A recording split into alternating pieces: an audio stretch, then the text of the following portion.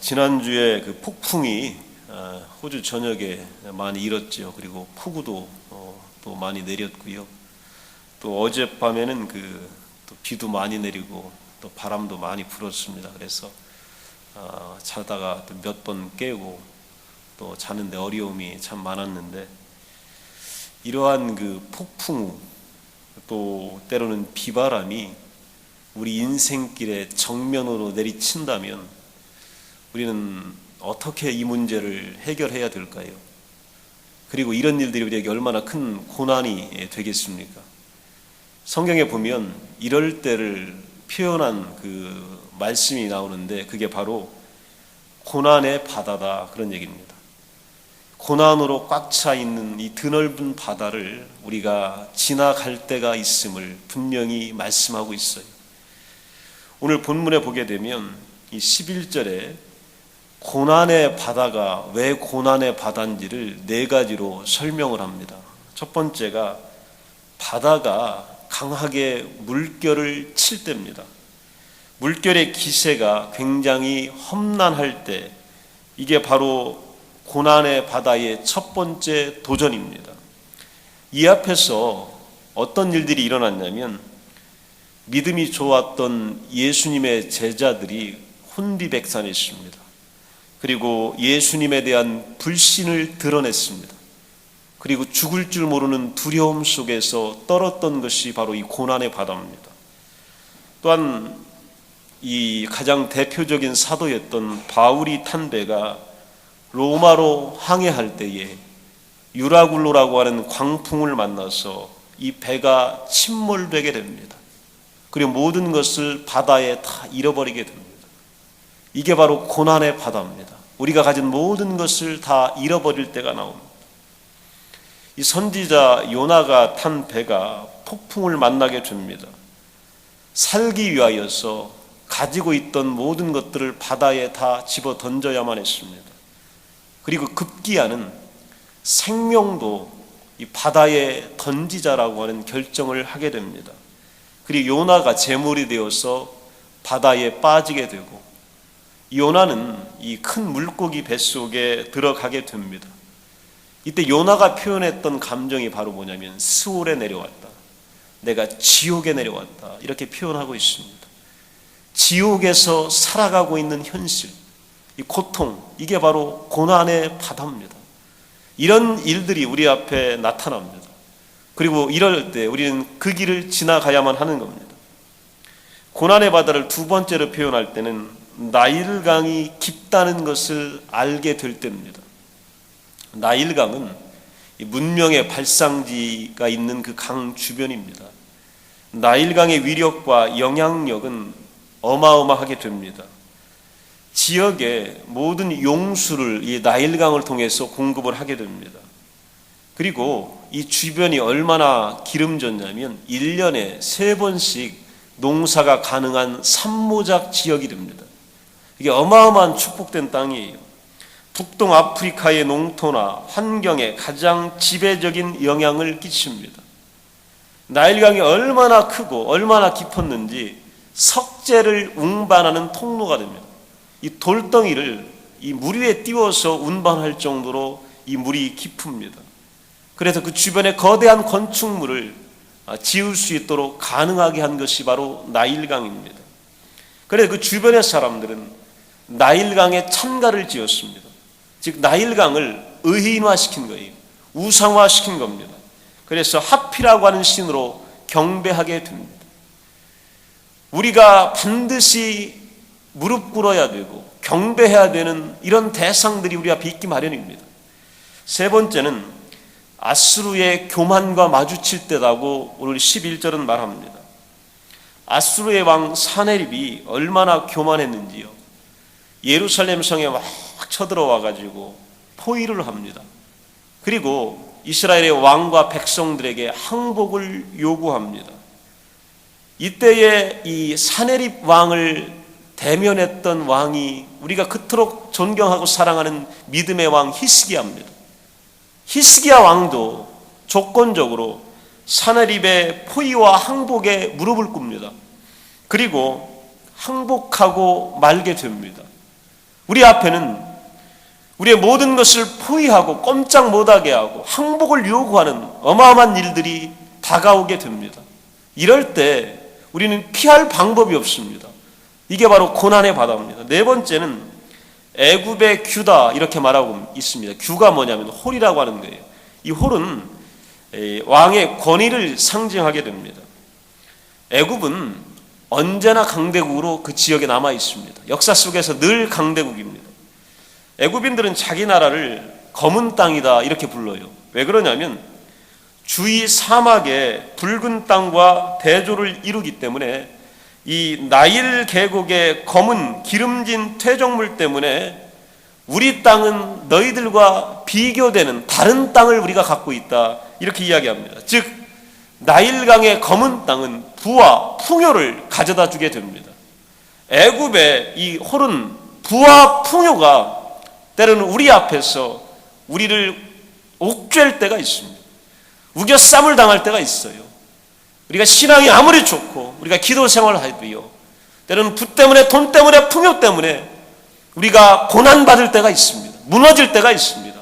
이런 것이 바로 고난의 바다다. 그것을 지나갈 때에 이렇게 성경은 이야기합니다. 이런 고난의 바다를 지나갈 때에 이스라엘 백성들은 무엇을 했을까요? 누구를 찾았을까요? 이스라엘 역사를 이렇게 비교해 보면 우리 한민족의 역사와 거의 대동소이합니다. 굉장히 흡사합니다.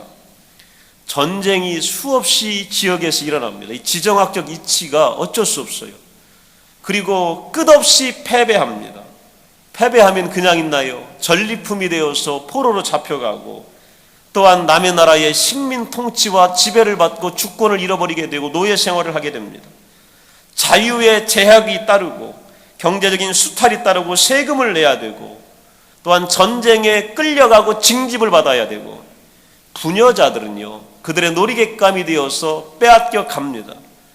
이게 바로 이스라엘의 역사였고 우리 한민족의 역사였습니다. 지난주에 특별한 그 공연이 있어서 오페라 하우스를 가게 됐어요.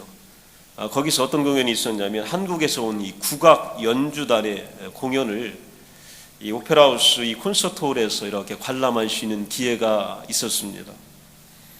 외국인들이 많이 초청돼 있었기 때문에 이 국악 악기를 하나씩 이렇게 따로따로 불러주는 이런 순서가 있었는데 피리를 이렇게 소개하면서 불어주는데요. 이 작은 피리가 그렇게 아름다운 소리를 내요. 이 태평소가 소리를 내는데 그렇게 소리가 크게 우렁차게 또 막 나옵니다. 대금, 소금, 해금 이 소리가 얼마나 아름다운지 몰라요. 특별히 장소도 좋고 단원들의 복장이나 또 용모도 아름답고 가락도 아름답고 참 좋습니다. 사물놀이가 또 연주를 하는데 이 사물놀이가 얼마나 흥을 돋구는지요. 그냥 막 혼이 나간 듯이 연주를 하고 이것들을 바라보게 됩니다. 그 리듬이나 느낌이 참 뛰어났습니다.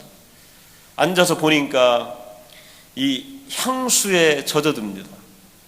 이 고향 생각이 나고 또 그런 음악을 통해서 이렇게 마음이 위로를 받습니다. 그 음악을 들으면서 마음이요 조금은 좋구나 하는 마음을 갖게 됩니다. 그런데 이렇게 들으면서요 좋은 것하고 또 한 가지가 나타나요. 그게 바로 뭐냐면 우리 국악의 음악을 들으면서 왠지 구슬퍼요. 왠지 서글프고요. 그 음악과 연주자의 마음속에는요 뭔가 한이 맺혀 있다라고 하는 것을 지울 수가 없습니다. 아픔과 서러움이 배어 있음을 이렇게 느끼게 됩니다. 우리 음악 속에는 참 아픔이 있구나, 눈물이 있구나, 서러움이 있구나, 뭔가 표현 못하는 그 어떤 고뇌가 그 속에 숨어 있구나라고 하는 것을 느끼게 됩니다. 한국의 전통 민요 아리랑, 이 강강수월래가 있습니다. 이거는요 우리 백성들이 고난을 당할 때, 힘겨울 때에 누구 시켜서 한 게 아니라 누구인지 모르게 어떤 사람이 하나씩 시작하는 노래예요. 속에서 읊었던 노랫가락, 이게 바로 아리랑입니다. 억압받던 이 민초들, 이 풀처럼 살아야 됐던 이 백성들이요 그 눈물과 함께 불렀던 노래가 아리랑이에요. 그리고 강강수월래입니다. 우리 민족은 고난 속에서 저항하거나 때로는 반항하기보다는요, 늘 순응했습니다. 그리고 적응했습니다. 그리고 순명으로 고통을 받아들이면서 참고 인내했던 것이 바로 한민족입니다. 때리면 맞고 뺏어가면 빼앗기고 또 밟으면 밟혔던 것이 바로 우리 민족이에요. 그렇기 때문에 이 가슴 속에요, 한들이 굉장히 많습니다. 그리고 때로는 중요한 절기가 되거나 시기가 되면 이런 것들이 한번 모여서 큰 판이 벌어지고 신나게 한번 놀잖아요. 시끌벅적하게 모두 함께 모여서 춤을 추고 노래하고 그냥 소리를 지르고 악기를 동원합니다. 이럴 때 우리가 뭐라고 표현하냐면 신명나게 놀았다, 이렇게 표현해요. 신명나게 놀았다. 이 신명의 핵심은 바로 뭐냐면 굿판에 있습니다. 가장 신명날 때가 언제냐면 굿판 벌어질 때입니다. 판굿이 벌어질 때예요. 자, 그러면 신명나게 놀 때에, 이 굿판이 벌어졌을 때에 기쁨의 만깃보다는요, 우리가 우리의 노래, 우리의 가락, 우리의 신명을요, 우리가 어떻게 받아들였고 이해하냐면 잠시 고통을 떠나는 시간이에요. 내가 잠시 오늘의 어려운 짓밟힘의 현실을 잊어버리는 시간입니다. 그리고 오늘 내가 표현할 것들을 가슴에 더욱 숨겨놓고 다른 것들을 막 대신 표현하는 것, 이게 바로 우리의 신명입니다. 다른 시간과 세계에 잠시 기대보고 취해 있다가 잠시 후에 이 판이 거치면 다시 제자리로 돌아가는 것, 이게 바로 우리 문화고 우리의 판이고 우리의 노래였고 우리의 가락입니다. 돌아온 현실은요, 또 아무것도 변한 게 없습니다. 또다시 눈물과 한과 서러움과 또 밟힘이 우리 앞에 놓여져 있는 겁니다. 이런 현실을 오늘 성경 본문 2절에 보면 어떻게 표현했냐면, 그라빔 우상은 헛소리나 하고 점쟁이는 거짓 환상을 보고 그들은 꾸며낸 꿈 이야기를 하고 헛된 말로 위로하니 백성은 양떼같이 방황하며 목자가 없으므로 고통을 당한다. 이스라엘도 이런 시기가 있었어요. 결국 쫓아서 가서 노래하고 춤추고 거기에 기댔는데 헛소리하고 거짓말하고 환상 이야기하고 꾸며낸 꿈 얘기하고 헛된 말로 위로하고 백성은 양떼같이 기댈 데가 없어 방황하며 목자가 없으니까 고통을 당하는 것, 이런 현실로 다시 돌아오고 했습니다. 이스라엘도 비슷했잖아요. 한민족보다 더하면 더했지 못하지는 않았습니다. 그런데 그들이 불렀던 노래는 우리와 좀 다른 데가 있어요. 춤을 추는데 그들에게는 진짜 기쁨이 있었어요. 행복이 가득 채워져 있었습니다. 잠깐 있다가 없어지는 기쁨과 행복 때문에 춤춘 것이 아니라 오늘 진짜 때문에 추었고 진짜 때문에 그들이 흥겨워했고 진짜 때문에 노래를 부릅니다. 무엇일까요? 그 다른 게 뭐냐면 기댈 대상이 진짜로 있었습니다. 구체적으로 있었어요. 오늘 의지할 대상이 있었습니다. 바로 누구냐면 살아계신 여호와 하나님입니다. 이 여호와 하나님과 함께 그들은 노래했고 춤추었고 악기를 연주했습니다. 그래서 현실이 그들 가운데는요 진짜가 되어버린 겁니다. 오늘 1절을 보게 되면요, 봄비가 올 때 여호와 곧 구름을 일게 하시는 여호와께 비를 구해라.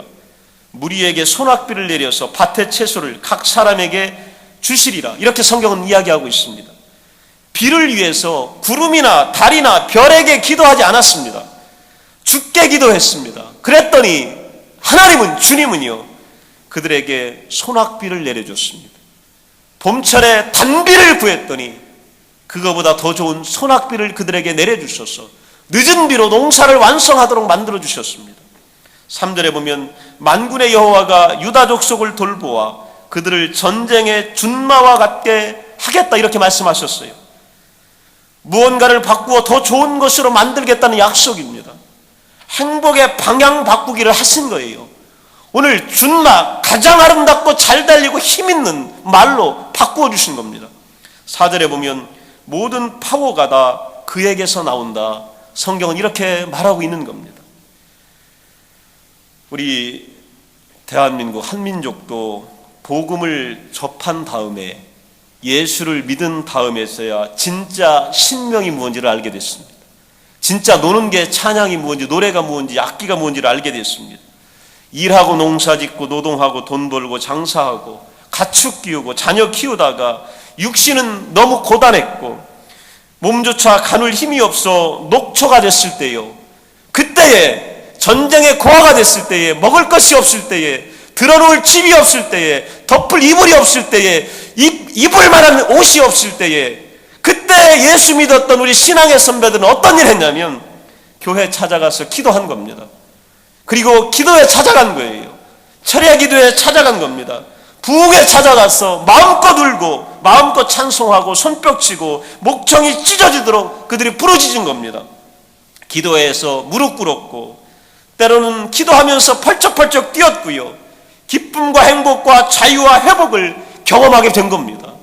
이것이 하나님이 우리에게 주었던 진짜 기쁨과 자유, 행복, 이 신명이 어떤 것인지를 교회를 통하여, 성령을 통하여 우리 민족이 경험하기 시작합니다.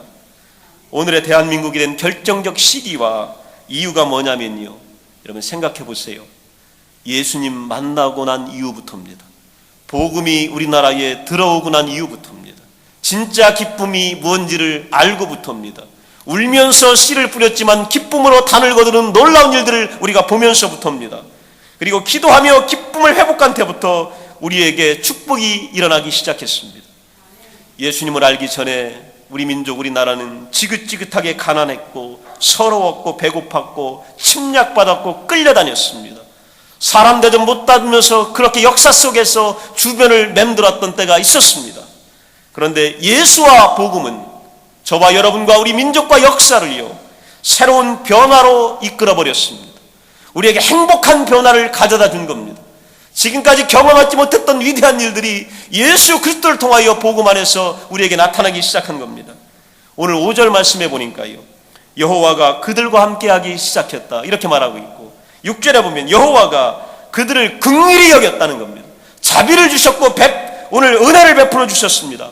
그랬더니 어떤 일들이 일어났냐면 여호와가 그들과 함께 하시니까 적들과 싸울 때에 승리를 가져오게 됐고요, 또 여호와가 우리를 긍휼히 여기고 자비를 주시니까 견고함과 강력한 힘을 갖게 됐음을 성경은 우리에게 증명하고 있습니다.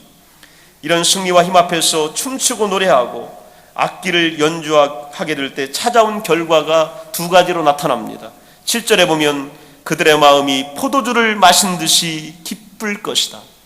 그들의 아들, 딸들도 이 구원을 보고 기뻐하고 여호와께서 하신 일들을 본 그들의 마음이 즐거워지기 시작할 것이다. 오늘 축복의 결과는 바로 뭐냐면 우리 마음에 기쁨이 생겨나기 시작합니다. 여호와가 하시는 일들을 보며 우리 아들, 딸들을 도우시는 모습을 보며 기쁨의 노래가 우리 가운데 일어납니다. 8절에 보면 내가 그들에게 휘파람을 불어 신호를 보내서 그들을 모을 것이며 구원했으니 그들이 옛날처럼 다시 번성할 것이다. 이것이 바로요, 복음이 우리에게 가져다 준 위대한 축복입니다. 자, 오늘 결론을 이제 맺겠습니다. 고난의 바다 지나가는데 어떤 결과가 나타나냐면 11절을 다시 주목해 보십시오. 이 고난이 사라지기 시작합니다. 나주 여호와께서 바다 물결의 기세를 꺾을 것이며 나일강의 그 바다까지 다 마르게 할 것이며 아시리아의 교만이 꺾일 것이며 이집트의 왕권도 사라지게 될 것이다. 이렇게 말하고 있습니다. 이사야서 19장 5절 6절에 보면 대적자 장애물 위협하던 바다와 같은 어마어마한 세력들, 나일강과 같은 엄청난 세력들이 소멸될 것이다. 이렇게 말하고 있습니다. 바닷물이 없어지고 강이 잦아서 마르겠고 강들에는 악취가 나고 강물은 줄어들고 마를 것이다. 우리의 대적자들이 이렇게 소멸될 것임을 약속하고 있습니다. 그래서 오늘 예수님은 우리를 초대하고 계십니다. 힘들고 오늘 고통스럽고 고단한 여러분들을 우리 주님은 진짜 해피턴으로 우리를 초대하고 계세요. 마태복음 11장 28절에 보면 수고하고 무거운 짐진 자들아 다 내게로 오라 내가 너희를 쉬게 하리라. 여러분의 진정한 쉼은요, 사람에게 있지 않습니다. 어느 대상에게 있지 않아요. 어떤 음악 속에 있지 않아요. 여러분의 한풀이에 있지 않습니다. 오늘 예수에게 오게 되면 예수님이 우리를 쉬게 하십니다. 위로하여 주십니다. 그리고 우리의 마음에 기쁨을 허락하여 주시는 겁니다. 마태복음 13장 44절에 이렇게 이야기합니다. 천국은 마치 밭에 감추인 보화와 같으니 사람이 이를 발견한 후 숨겨두고 기뻐하며 돌아가서 자기의 소유를 다 팔아 그 밭을 샀느니라. 우리는 천국을 소유한 존재들입니다. 그렇기 때문에 우리에게는 기쁨이 있는 거예요. 그리고 우리 가운데는 놀라운 보화가 감추어져 있는 것입니다. 고난의 바다를 지나갈 때에 여러분 잊지 마시기 바랍니다. 고난의 바다는 사라지게 되어 있습니다. 그리고 하나님이 약속하신 위대한 천국의 보화가 여러분 곁에 있습니다. 예수에게서 기쁨이 있음을 오늘 기억하시고 오늘 삶의 여러 가지 한과 서름과 또 분노와 미움과 또 갈등과 아픔이 그리스도 안에서 영원히 사라지시기를 간절히 축원합니다. 기도합니다.